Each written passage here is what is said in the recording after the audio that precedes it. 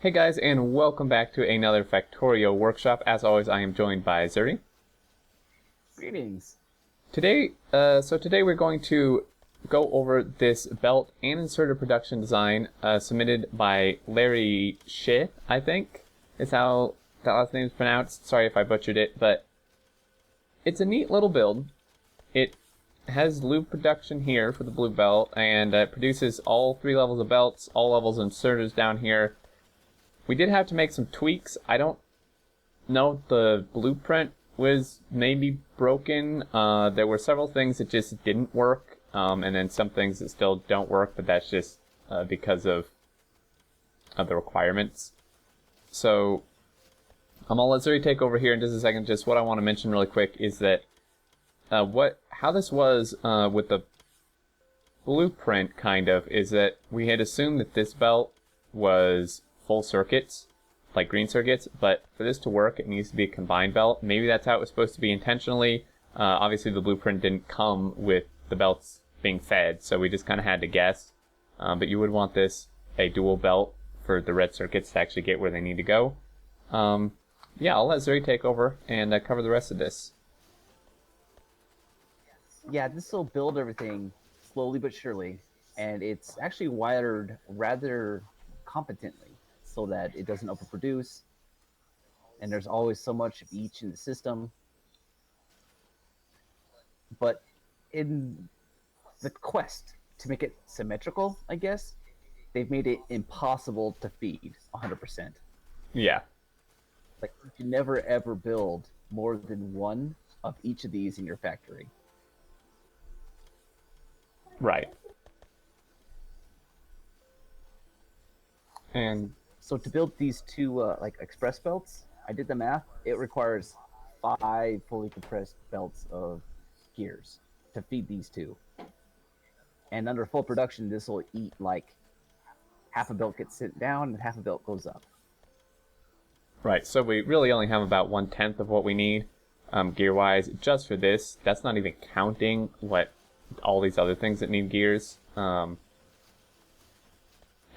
yeah, the stack inserters and filter inserter green circuit consumption rate is insane. There's no way half a belt will feed this entire thing. Yeah, and if you don't do half a belt, the red circuits won't get to where they need to go because there's no way to get them. You could like underground some belt and stick in a requester chest and bring them in via the logistics network, which is done a little bit with the gears here. In fact, this is wired in such a way where these two assemblers only kick on if there's less than 500 in each of these chests. Which is should just take a moment. Yeah. You can see here. I think this is actually 500 total between all the chests by the looks of it. Yeah, that's correct. Yeah. Since they're all wired together. So, you can see here though that even like with the max output, essentially, we're really only getting about half of a belt since it's sent 2 directions. And as Zuri said, if you just for anyone who may be curious or confused, if you can go over the math really quick for how you figured this out for the viewers. Sure. So it takes half a second to craft, and that's 40 iron gear wheels. So a base rate of 80 gear wheels a second. Mm-hmm. And crafting speed of 1.25. So that's exactly 100 gear wheels a second. Yeah, and a blue belt max throughput fully compressed is 40 items a second. Yeah, so that's 2.5 belts per assembly machine. So there's 2 of them here. So to feed this, you would need 5 fully compressed belts of gear wheels, that eats 10 fully compressed belts of iron. That's insane. Yeah, so, maybe this was never meant to work, full tilt, full capacity all the time. But if that was the case, there wasn't really a need to build 2 aside from symmetry, which, personally, I can understand. The symmetry is nice. It just...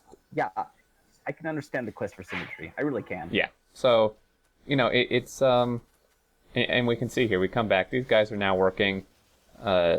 However, you do want to make sure that you have enough gears coming in here through the logistics network, because if the logistics network isn't supplementing, as you can see, if this weren't already backed up, these gear wheels pretty much eat all the iron by themselves, and the iron maybe makes it down to like the yellow splitters here, and then nothing else gets any. So yeah, it will do it slowly but surely, as Zuri said. I mean, personally, I don't consider it, a bad build. There's obviously, the things we mentioned, but it is pretty neat. Yeah, I've yet to find a really good do everything logistics build like this that I actually like. This is one of the better. It's a little big for my taste, but it's pretty. Yeah, it is pretty. Again, the symmetry is quite nice. Just for if people want to use this or improve on it, or for the Larry who submitted it, just realize it won't work 100%.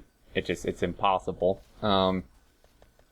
And really, I think that does it. So you just run heavy oil, stick the iron here and the red and green circuits here. The blueprint will be linked. You may have to make some changes. The blueprint was a little borked when we imported it, so we had to change, just move some splitters and stuff around. But really, I think that's it. I mean, do you have anything else to cover here, Zuri? Nope. Other than I'd rather see a dedicated green circuit line. Yeah, dedicated green circuit line would help quite a lot. Which, just as mentioned before, you could make this a dedicated circuit line, and the red circuits are only, what are they? They're just needed for the blue splitters, right? And the stack inserters. So you could underground some of this and rework some inserters and have them brought in with the logistics network if you wanted, and then do a full belt of circuits. But there's definitely ways to change it around. Anyway, I think that'll do it. So overall, neat little build. Looks nice. Symmetry's nice. Certainly not bad. Just the few things we pointed out, which, I mean, really, it's just impossible to really to really change it. So there we go. I believe that'll do it, guys. As always, link down in the description to the blueprint string, and yeah, I think that'll do it. So we will catch you next time. Later.